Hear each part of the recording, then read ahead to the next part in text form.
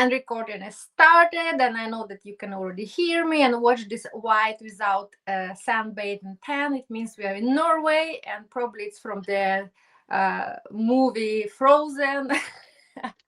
And I'm joking. I'm always trying to hit up. I even tried to make a new special welcome video in Canva and used like ChatGPT, but I understood no, my brain, though I have 2 masters, soon PhD, not enough.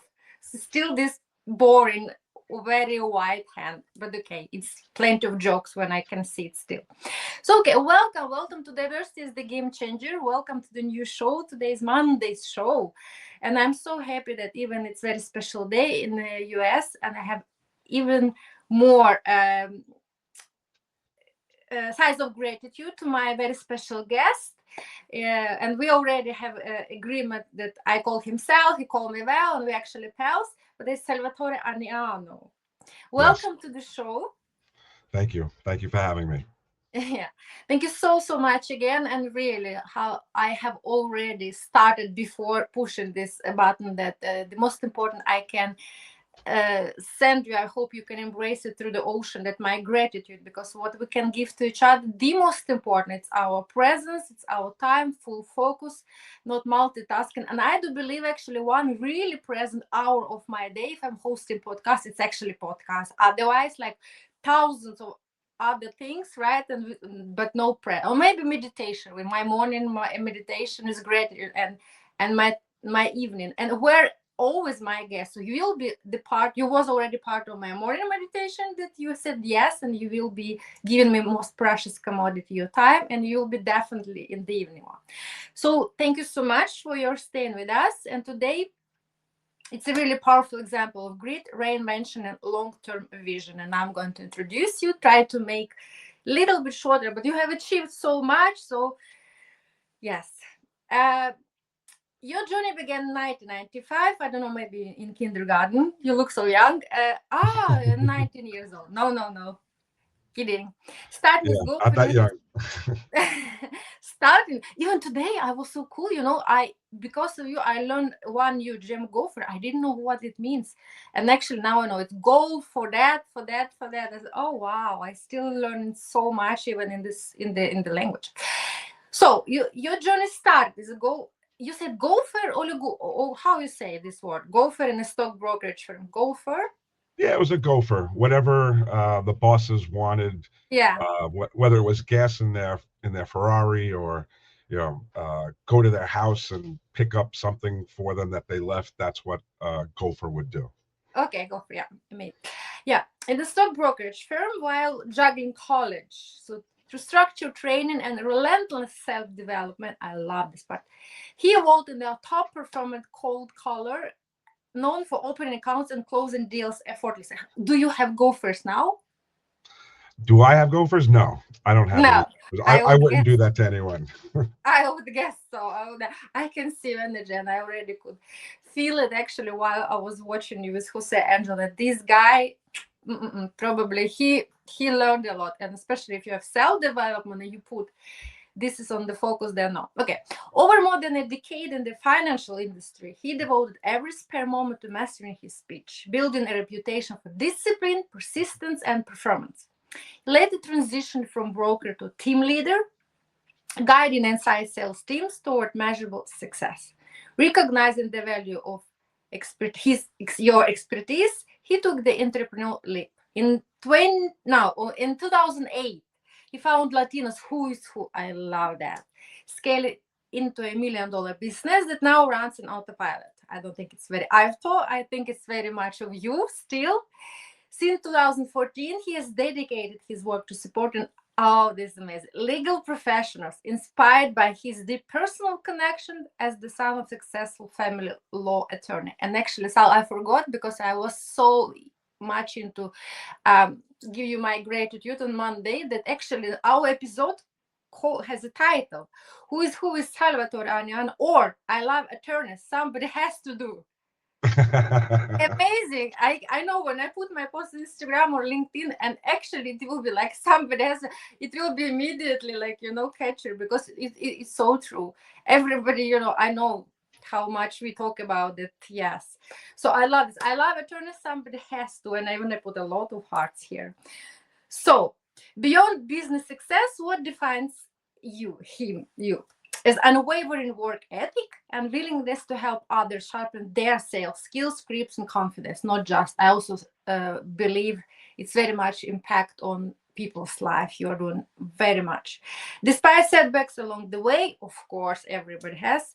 His story reflects resilience, ownership, and the power of commitment. So today we go deeper beyond sales metrics and performance measurement. We go to identity. Now we are going to childhood impact. I will lead you through cognitive diversity and inclusive leadership. Did you like your bio?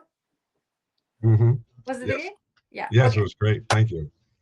Perfect. It's everything about you. Not everything, just a bit, but yes, I tried to hear it out. And okay, I know that maybe it's already too much of me talking, because all of a sudden I didn't have 2 days podcast, and now it's accumulated so much work. But actually it's my problem, because on the shows I should remember that I'm just facilitate, not just but facilitator, and actually it's the arena for my star, and you are my star. So I promise 1 minute this automat will be shouting and you will be talking with Mike. But before that I have to ask question, right?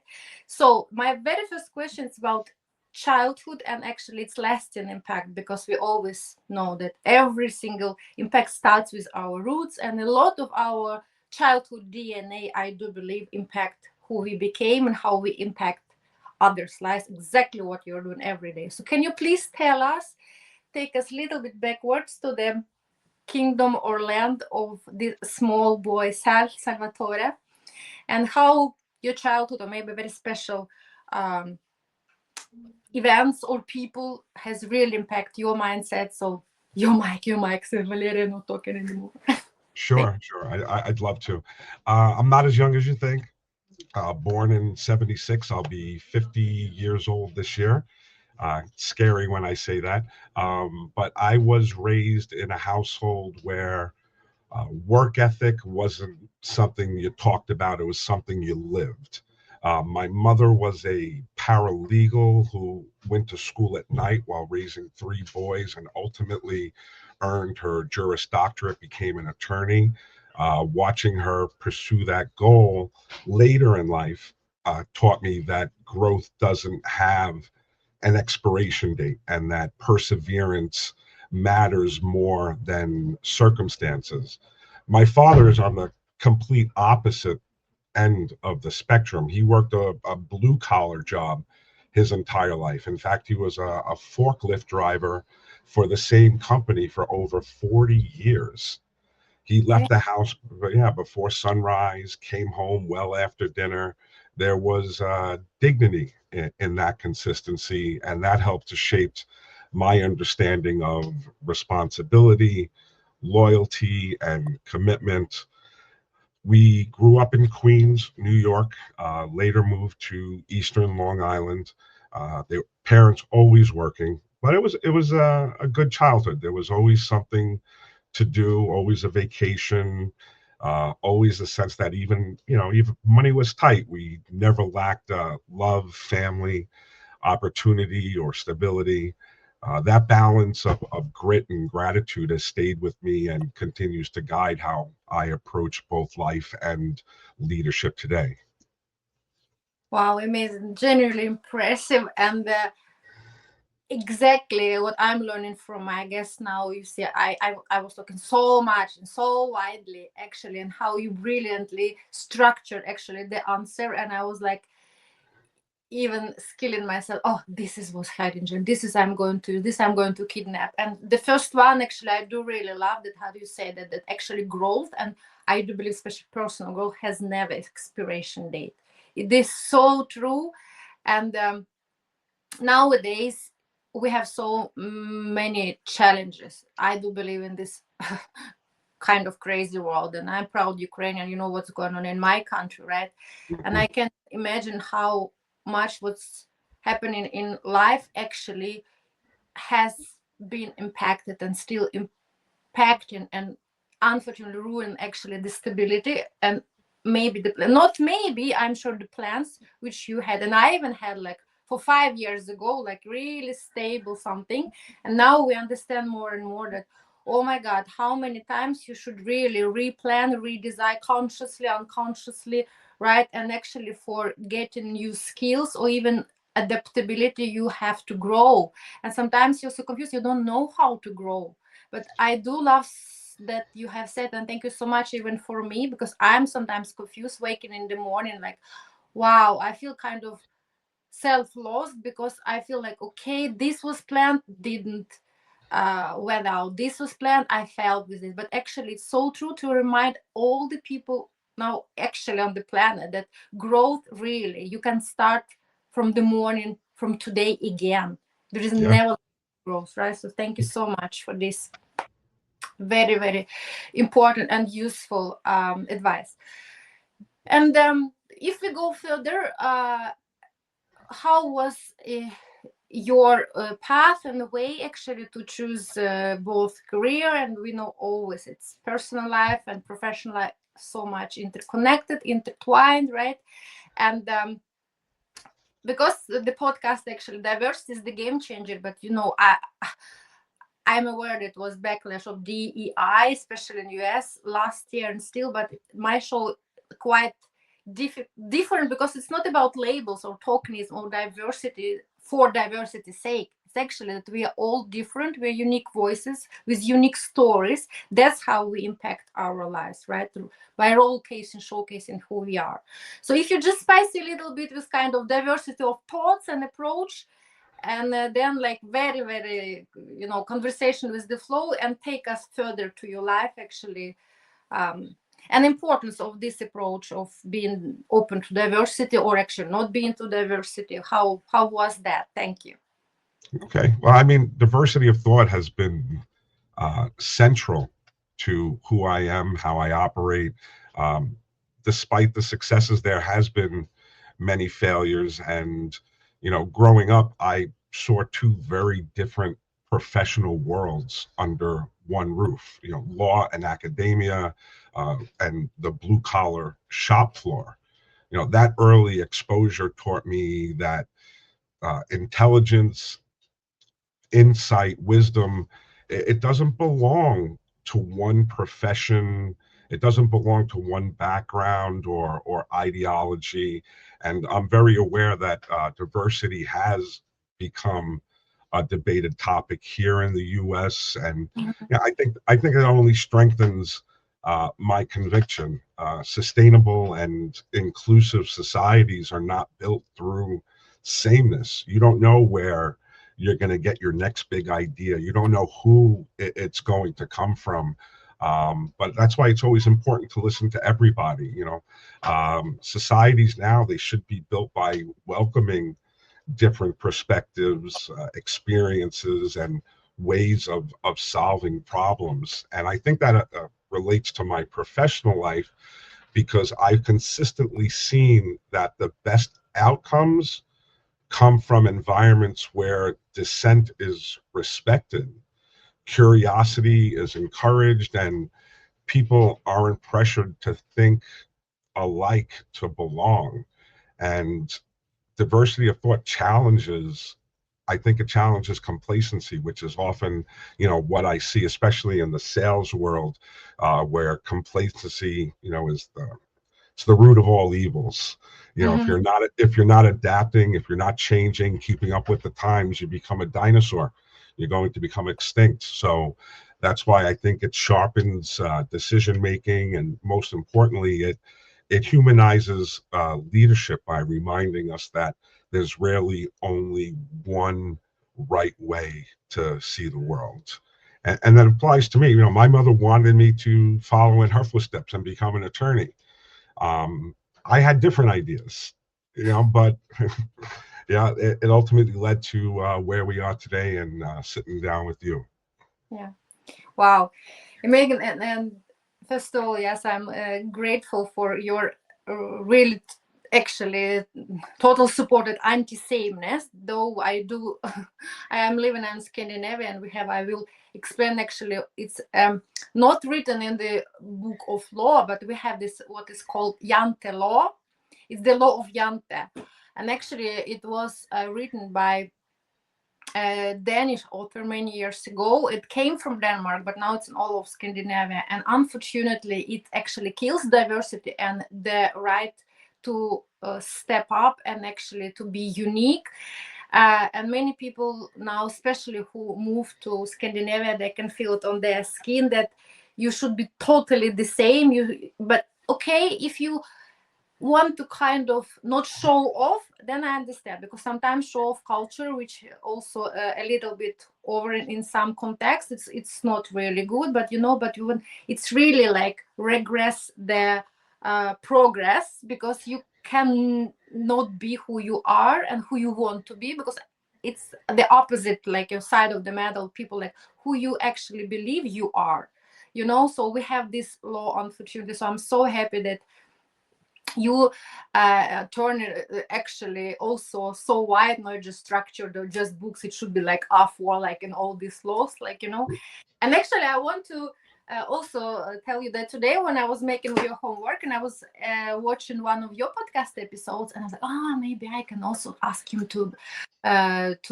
invite me later but then I was like, no, it just attorneys here, how can I help? And then I'm like, of course I can help. I'm neurodivergent, and actually if I am into trouble, because I have OCD and I have special approach to everything what's going on and whom I am going to trust, it's so important what kind of attorney actually I would be choosing, because I am neurodivergent, right?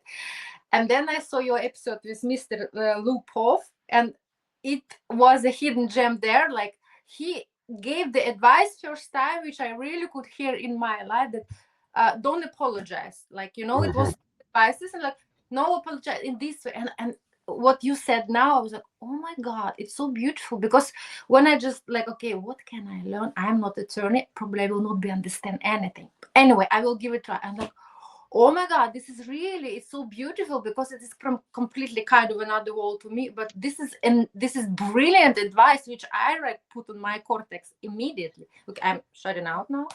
Your turn. But what I mean about diversity of thoughts and approaches, yes, it's brilliant that we can really cross-fertilize from different personalities, motivations, and thinking styles, right? And you're like years in leading sales teams and different in thinking.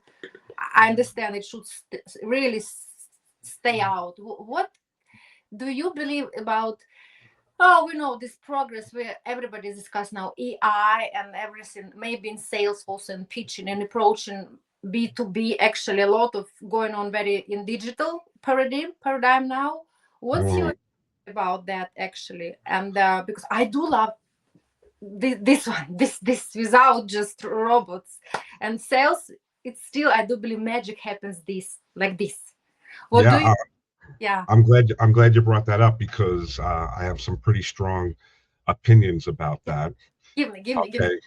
Well, I think AI has made salesmen or salespeople soft. I think that they hide behind a calendar. I think that they hide behind an email, and I think that the prospect or the potential client has recognized that, and I think that they use that more and more as a blow off, just to get that individual off the phone. Send me an email, and they know that an email will come. I think that it has made the salesperson a little less effective, where you're not able to address these objections, and I don't want to say keep the pressure, but keep the conversation moving forward, so that you can reach your end goal, which would be helping the potential client as well, especially if you have a product that you believe strongly in, and a product that you feel will help the prospect. You have to be persistent, and I think that's what they're lacking. They don't have the ability to interact like you and I are doing right now. They'd rather hide behind the calendar, like I said, and then follow up with subsequent email and try to touch them a couple of times, just with words on paper or on the screen, and then try to follow up with a closing phone call. But the best time to act on information is when the facts are fresh in front of you. And that's what I try to teach my guys on the floor here, is not to fall victim to the send me an email objection, or, let's schedule a time, a couple of weeks from now. Because, these are items that with our company that will definitely help, the Latino community or the legal community.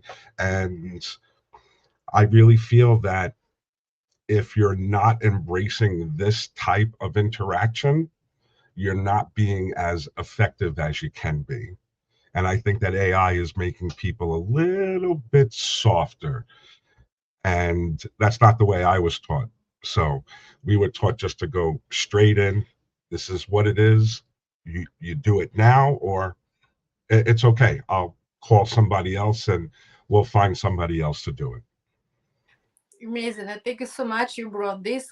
Uh, like, do it now. Take a phone, make a call. Sometimes I even joking with my kids, because when they don't know like solution, and I'm like, you know what? What if you actually take your phone and you try to call? Do you know actually the telephone is for calling? It's not Mhm. just emailing or taking pictures or go on social media. It's actually to take and make a phone call, and actually without chat gpt or something, which think instead of you should be present and turn on your brain and actually really start talking in even better, like you said, now this interaction. Because how can you transform? It's still the energy, the vibes. Of course, I'm a big hugger, and I like, five senses should be present. And for me, even this 2D, not 3D, killing kind of, the power, which I do believe really I can make in positive way on people, right?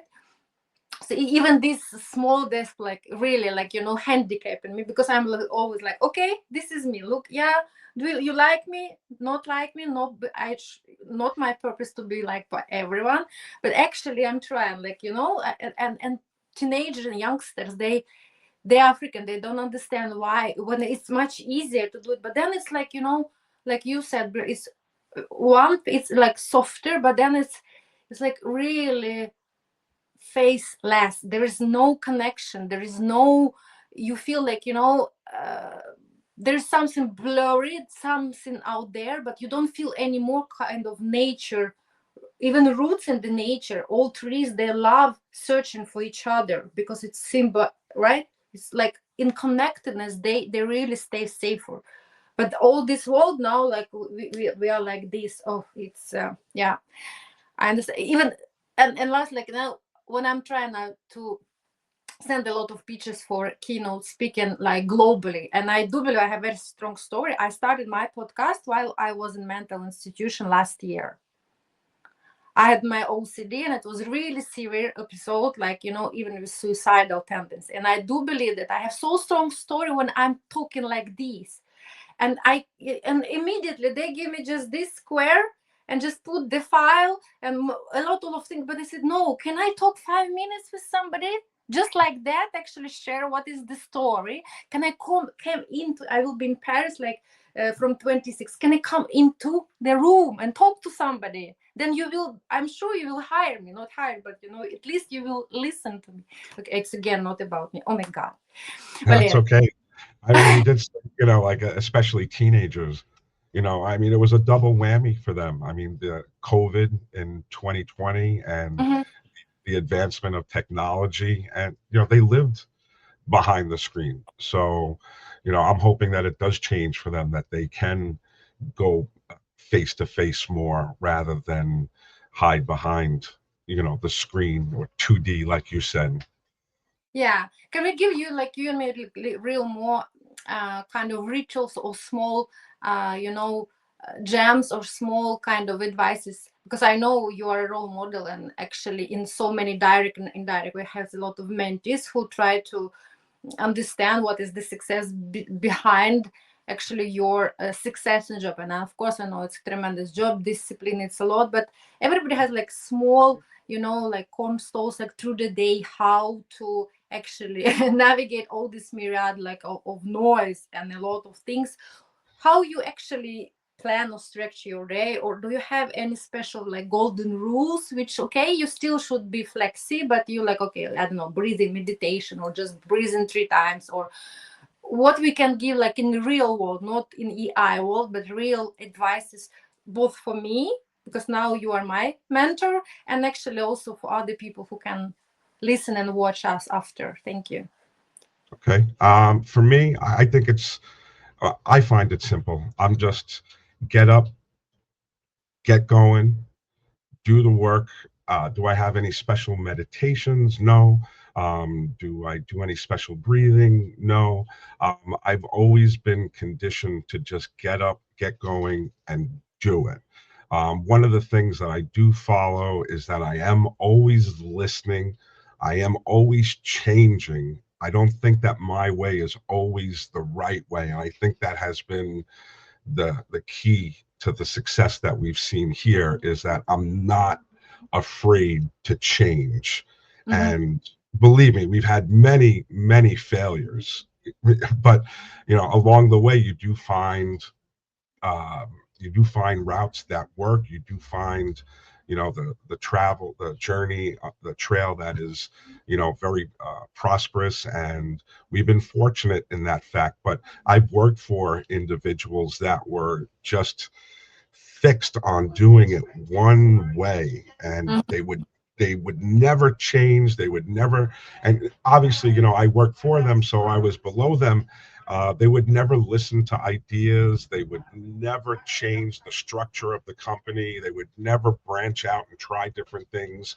So when I stepped into entrepreneurship, that was one of the things that I made sure that I would do different, is that I would listen to everyone, no matter what stage or where they are within the company, or who they are within society, because you never know, again, where the the best ideas are going to come from.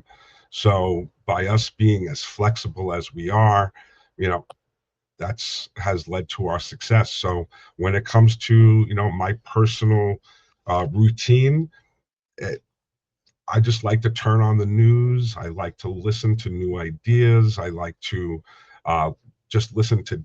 I love advertisements, um, whether it's on the radio or on TV, because you never know what you're going to hear something that's going to trigger a thought, and maybe that thought will come into a new business model.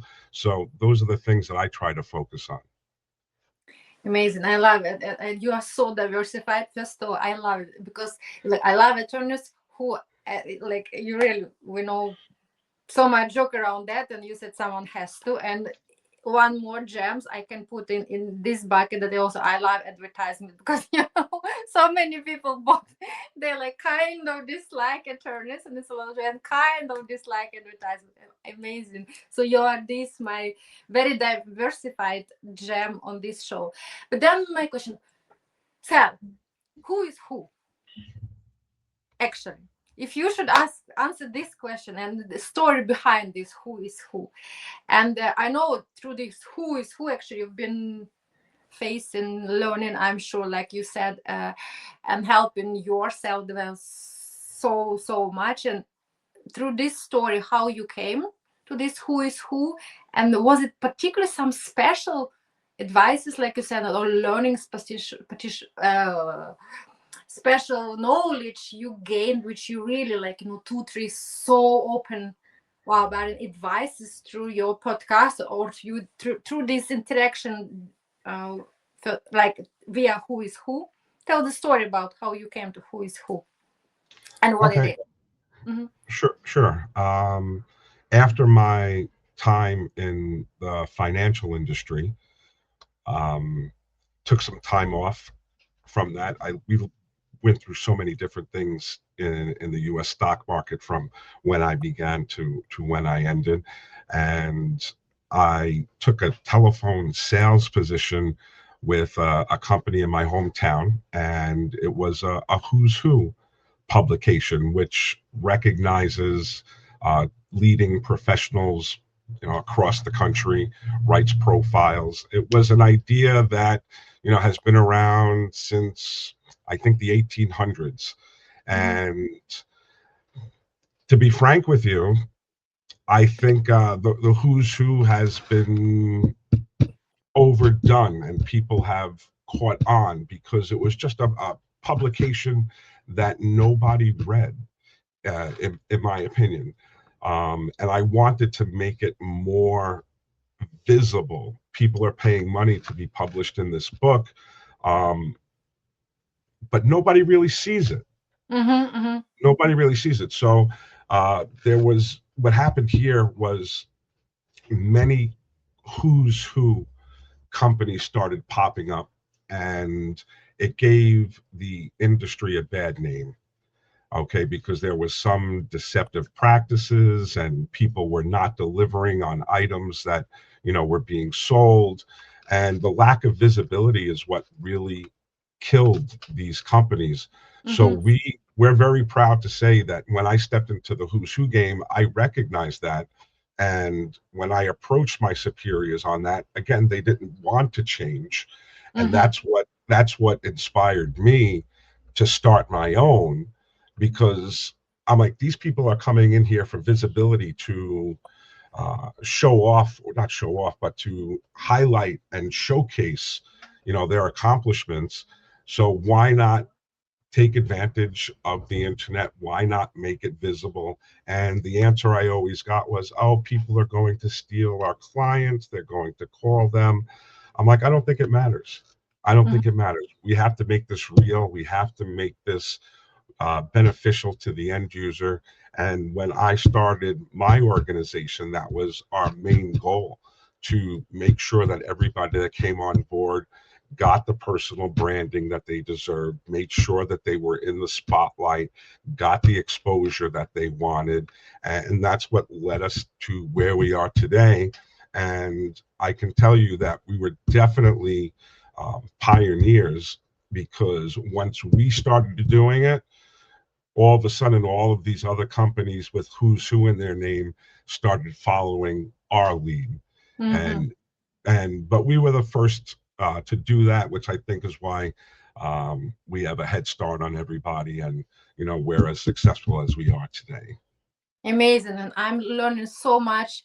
Even sitting now already, all my neuro brain start like really being so proactive, because you said lack of visibility. It's actually what I do believe I'm experiencing now, that I have so much many like I do believe again important ideas and advocacy and impact.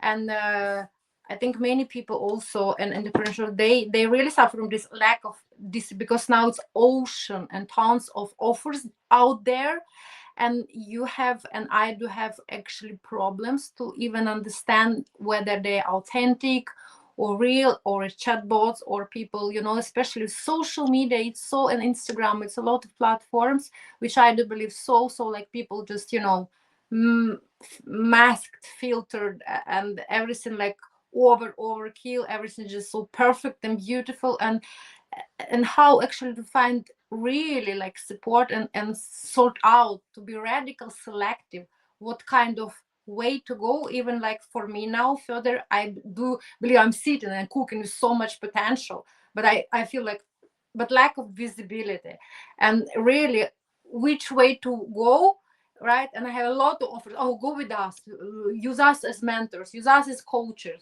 No, post here, no, pay for your ads, pay for your leads, go on this platform, that, and you're like, oh my god, what should I do?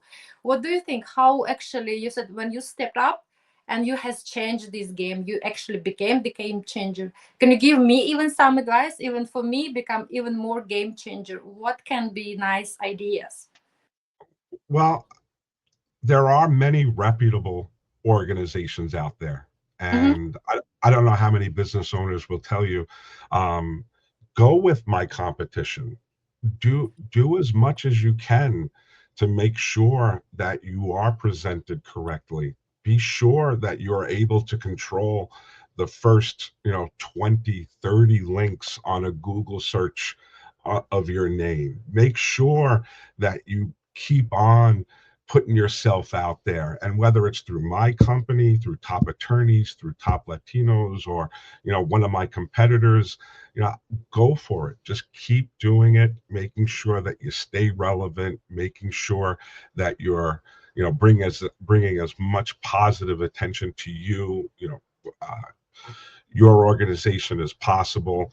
So just be careful. Obviously, like you said, there are a lot of people out there just promising you the world and Mhm.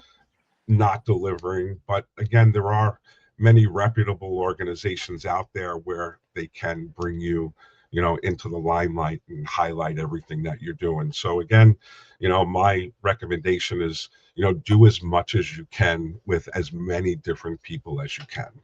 Diversity again. Be flexible and actually open. Like in mindfulness, beginners might try to learn. Actually, it's actually what I'm trying to do every single day, to learn. Oh, this can be nice. This can be not just nice, but very useful. This maybe not for me, or maybe too early. Right? Thank you so much. I would like to talk a little bit more about very big passionate topic for me. It's a new emerging type of diversity, not in the vein that actually didn't exist. It has been existing all the time. Neurodiversity or cognitive diversity, but I mean we are more openly can discuss and elaborate this a subject on different arenas. Still stigma, still prejudice, still a lot of generalizations, and particularly in some countries I made in Soviet, like and still even before I recognize and acknowledge for myself that I had neurodivergence. I didn't know this word at that time because I've been living for 15 years like with diagnosis that I'm broken, I'm not good enough, I am disordered, disabled, all this stuff. Before I discovered actually the new rapid which changed my approach, my life 2 years ago, actually neurodiversity. And then it was so simple, like we have different fingertips, we have different DNA, we have different trees and flowers, and we love biodiversity. Why we still so much against neurodiversity, or all the brains different, right? That's why I believe we are so unique, and we have to embrace and learn from each other, especially in sales, especially to progress forward everything what's going on. I do believe we have to have these special crazy minds. Hmm. What do you believe about this deeper human architecture? How actually have you ever operated with this word neurodivergence, neurodiversity? Do you have any awareness, or just freely, what do you think? Okay, well, my wife is a licensed social worker here Mm-hmm. in the U.S., and she's a clinician as well. Um, so I remember when she was studying, for her clinical tests and, her social work tests.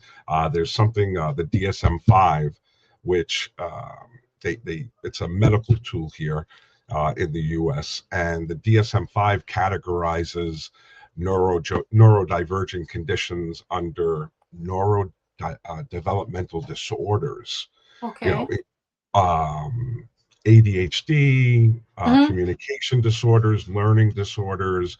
But there is a movement right now um, which supports and validates these conditions rather than viewing these conditions as broken. Analytical versus intuitive thinking, diverse professional backgrounds, where you're able to combine individuals from technical, creative, and administrative backgrounds, which allows for multi-faceted solutions to business challenges. And of course, neurodiversity. I had to go and ask my wife. I did not want to come here and not be educated on the subject. And obviously, recognizing that individuals with autism or ADHD or dyslexia, they may offer unique, hyper focused or unconventional approaches to problem solving.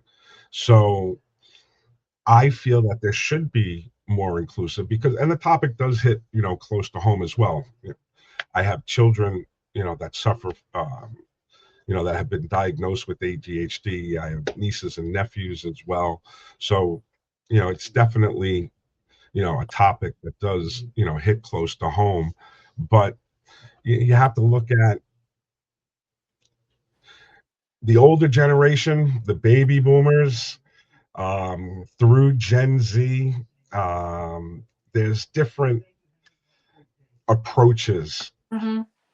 for handling individuals um, with neurodivergent or neurodevelopmental disorders.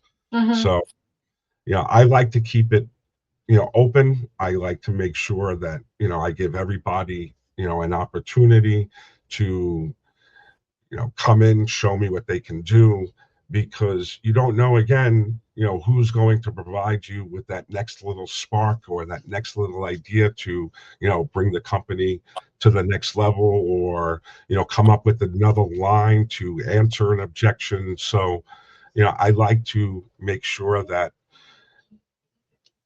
we don't overlook Mm-hmm. anyone, especially as our understanding of, the human brain evolves. It's becoming clear that cognitive differences, they're not deficits. They are variations that bring unique strengths, insights, innovations. So I think you have to embrace all cognitive perspectives, because it's not just a moral imperative. I think it's a strategic one as well. Amazing. I do love how you perfectly said neurodiversity is not a limitation, yes, of work. It's strategic, yeah, differentiator, like you said. And yes, we can really learn from biodiversity and in a botanical garden. Come on, we go there because we do love watching lilies and roses, and they are not competing, they're just flourishing, right? They're in togetherness, they're so beautiful, and they actually the core of botanical garden. I do believe it's so Mhm. easy if we can in metaphorical way describe that. So yesterday it was like so cool. I was sitting because one, I have adopted two kids and they have special traits or diagnosis or neurodivergence. I don't know. I just knew when I adopted 15 years ago that they were special. They need a lot of extra care because of their heritage. And I was sitting, and one, she's suffering a lot now with depression and even like suicidal tendencies a lot, and we're doing a lot with her. And I was sitting puzzling, and another girl, she was watching Good Doctor, at this show. He is actually autistic, right? And all of a sudden, because I knew I was talking to you today, and I was like, my brain already is like attorney, DDD, already kind of playing with all these interactions. And then I was like just listening with one ear here that Johnson, he's a good doctor with autism spectrum. He's like, he can never lie, actually. It's so different when he pretend to lie, people immediately can understand.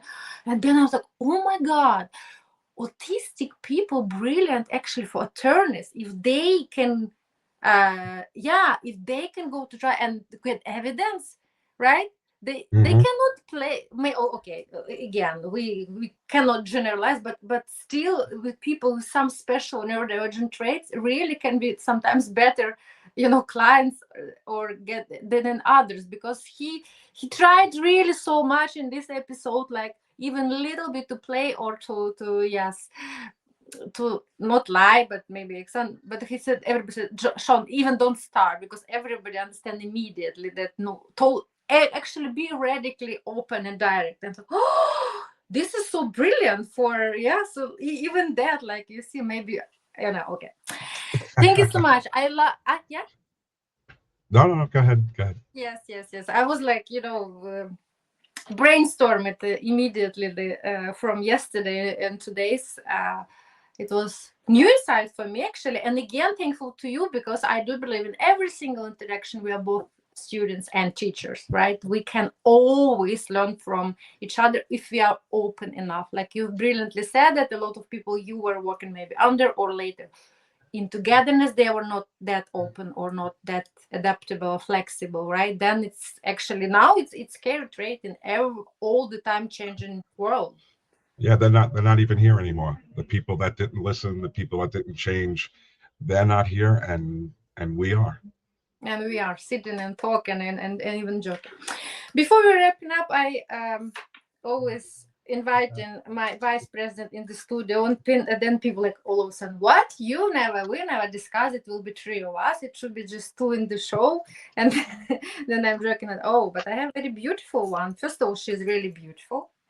Oh, very nice. Then she doesn't actually speak against me. We never fight.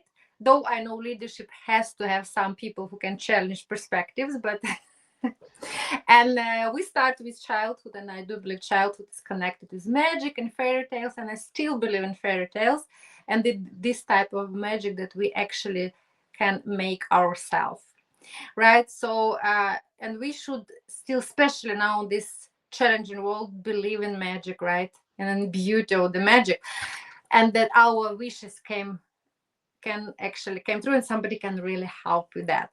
So my vice president, she's sustainable. She really want to help long-term wishes, or maybe short some ideas, I don't know.